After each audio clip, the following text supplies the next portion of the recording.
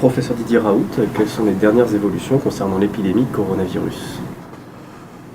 L'épidémie de coronavirus, comme on avait commencé à le voir, prend une forme de cloche qui est très banale dans les maladies virales. Vous voyez, ça c'est le nombre de cas hebdomadaires que nous voyons ici à Marseille, qui a cette forme de cloche très typique, mais qu'on a tous les ans avec la grippe, le virus respiratoire syncytial. Et donc, on pouvait toujours imaginer que cette maladie allait se comporter différemment, mais en réalité, elle se comporte comme toutes les autres. Vous voyez, ça c'est une projection qui est faite par les gens de Singapour sur l'évolution en France, qui prédit avec justesse ou non, mais enfin les prédictions, c'est toujours la limite, c'est toujours un peu difficile à déterminer, que dans le mois de mai, ceci devrait s'arrêter.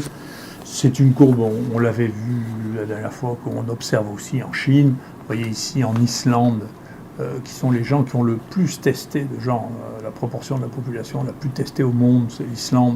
Vous avez cette forme en forme de cloche aussi. Voilà. L'histoire de ce rebond, là, je ne sais pas d'où ça sort, mais enfin, ce n'est pas les maladies virales respiratoires qu'on connaît.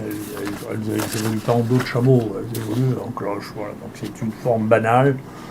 Encore une fois, l'avenir est toujours imprévisible, mais globalement, ça ressemble à une forme banale et on voit qu'on s'approche de la fin de la situation, les réanimations se vident, la mortalité diminue avec un délai, hein, mais tout ça est en train de disparaître. Personne ne sait si ça réapparaîtra l'année prochaine, si il y aura un nouvel épisode ou pas. Tout ça, c'est des prédictions. Bien sûr, je suis bien incapable de faire des prédictions de cette nature, puisque le seul réservoir qu'on connaisse, c'est un réservoir d'animal sauvage. Et donc, la chance que l'on reparte avec un réservoir d'animal sauvage est beaucoup plus rare que celle d'animaux d'élevage, comme c'est le cas pour la grippe, où on a les poules et les porcs qui s'échangent le virus et qui finissent par créer des mutants qui nous affectent. Quelles sont les dernières évolutions concernant les débats de la communauté scientifique, concernant les médicaments? Moi, j'ai toujours pensé que c'était juste une question de temps. Si vous voulez, les Chinois ont beaucoup communiqué sur ce problème-là parce qu'ils étaient très en avance et ils finissent par sortir petit à petit toutes leurs études. Toutes leurs études montrent que, le médicament de Gilead sur lequel la France a beaucoup misé, qui est le Redemsivir, ça ne marche pas. Donc il y a vraiment une énorme étude multicentrique qui a été faite contre placebo, qui montre que ça ne marche pas. Immédiatement, celui qui est le leader de ce test aux États-Unis, aussi sans le moins de publications, a dit si, ça marche, mais ça ne permet pas de sauver de vie. Donc on sait maintenant, aussi bien sur l'étude des États-Unis que sur l'étude chinoise, que le Redemsivir ne permet pas de sauver les gens. Il n'y a pas de différence dans la mortalité, ce n'est pas un médicament qui sauve les gens. Donc c'est une chose. C'était déjà vrai sur le lopinavir, qui était la deuxième branche qui avait été testée ici. Ça ne sauve pas les gens.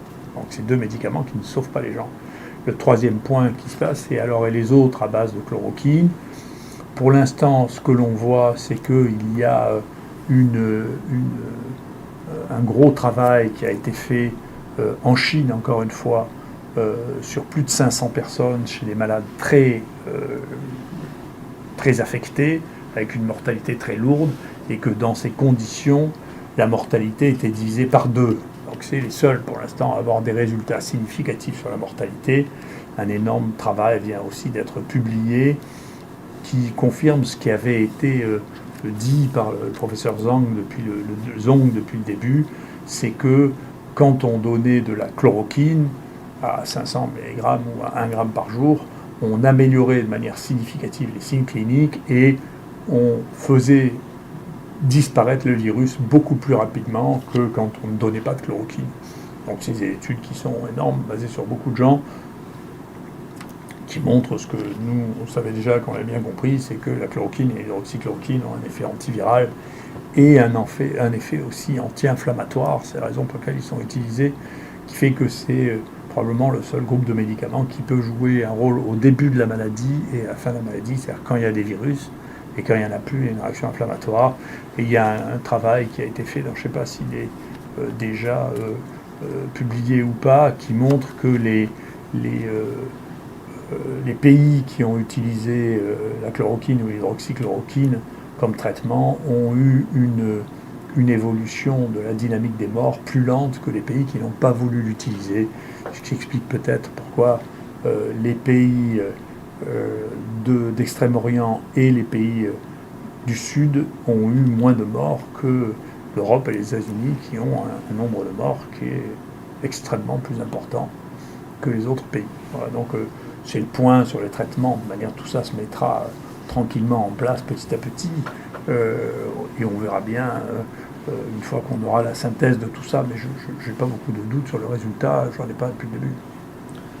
Quelles leçons pouvez-vous tirer avec vos données concernant la mortalité et la spécificité de la mortalité par coronavirus? Donc la mortalité en fonction de la prise en charge et du nombre de patients que l'on teste dépend beaucoup, elle varie.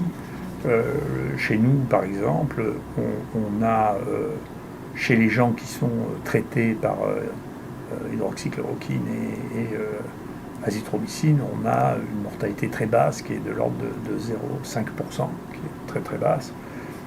Mais il y a l'équivalent en Islande où il y a eu une prise en charge très très tôt, un test massif de population, et pareil, une mortalité qui est de cet ordre-là.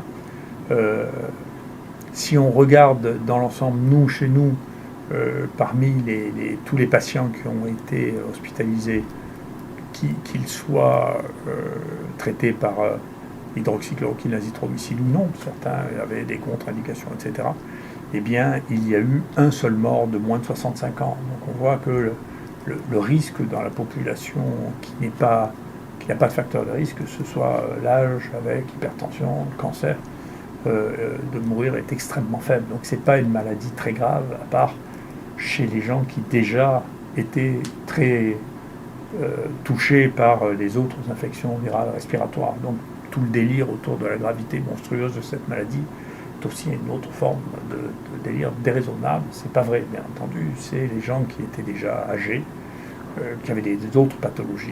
On sait que beaucoup l'hypertension, le diabète jouent un rôle important, mais globalement, ça ne présente pas à la fin une surmortalité particulièrement exceptionnelle.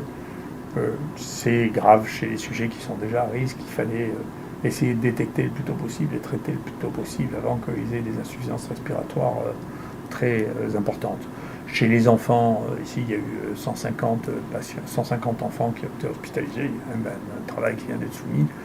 Il n'y en a aucun qui a présenté de grandes difficultés. Donc si il existe des formes exceptionnelles de gravité chez l'enfant, c'est bien possible. Enfin, on ne les a pas vues ici, donc c'est probablement pas extraordinairement commun.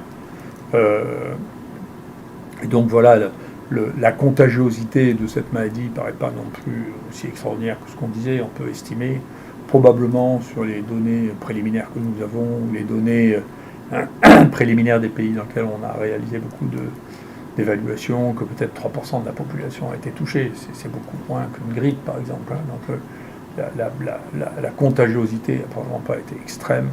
Elle est probablement de plus en plus basse, puisque là, on est en fin d'épidémie. La mortalité a été relativement modérée. On verra, on fera le point quand tout sera disponible. Bien entendu, on peut faire tomber la mortalité si on détecte les gens et qu'on les soigne. Si on les laisse mourir, il y a plus de chances qu'ils meurent que si on les traite. Voilà, mais donc globalement, c'est ça. Je vous rassure, on n'a eu aucune toxicité avec l'hydroxychloroquine, mais là non plus, on n'attendait pas qu'il y ait une toxicité, c'est un fantasme. Je ne sais pas d'où il est parti. Est-ce que c'était juste un fantasme pour promouvoir le Remdesivir ou pour ne pas vouloir reconnaître qu'on n'avait pas pris cette option? J'en sais rien. Et c'est pas raisonnable. Ce qu'on a redécouvert à cette occasion aussi, c'est l'importance des scanners low dose pour ne pas irradier trop les gens et avoir des scanners. Il y aura une réflexion certainement du pays à avoir pour avoir un équipement en scanner suffisant. On est un des pays qui a le plus bas niveau d'équipement en scanner. Il faudra bien rattraper ce bas niveau d'équipement si on veut passer à une approche moderne qui est de remplacer la radio du thorax banale par des scans low dose qui permettent de voir les choses. Et donc la phase dans laquelle nous on est rentré, en dehors de l'analyse et de la publication de toutes nos données, on a la plus grosse série mondiale de patients traités avec le coronavirus. Donc très bien, on va sortir ça. Notre série déjà, qui est déjà la plus grande, sur 1000 patients, vient d'être acceptée. Et puis, nous, ce qui nous intéresse maintenant, c'est les séquelles. On sait que dans le SARS, il y avait jusqu'à 20% de gens qui avaient des insuffisances respiratoires après avoir fait une pneumopathie. Nous, on a trouvé avec le scanner que 65% des gens qu'on disait asymptomatiques avaient des lésions au scanner, donc qui n'ont pas été diagnostiqués. Et donc, chez nous, les gens qui ont été diagnostiqués avec un Covid, qui avaient déjà des images au scanner, on veut les revoir pour voir s'il y a une évolution vers une insuffisance respiratoire et vers des images spécifiques qui ont été vues chez les gens qui étaient en réanimation, mais qui sont plausibles aussi chez les gens qui avaient des formes qui cliniquement n'étaient pas très parlantes, mais qui avaient des lésions qui étaient visibles sur le plan du scanner. Et ça, c'est notre prochaine étape, c'est d'essayer de faire le point sur les séquelles de ça, de les détecter, de voir s'il y a des traitements à leur donner, parce que c'est ça la suite de l'histoire. C'est plus l'épidémie d'infection aiguë, c'est les séquelles des gens qui ont été infectés. Merci.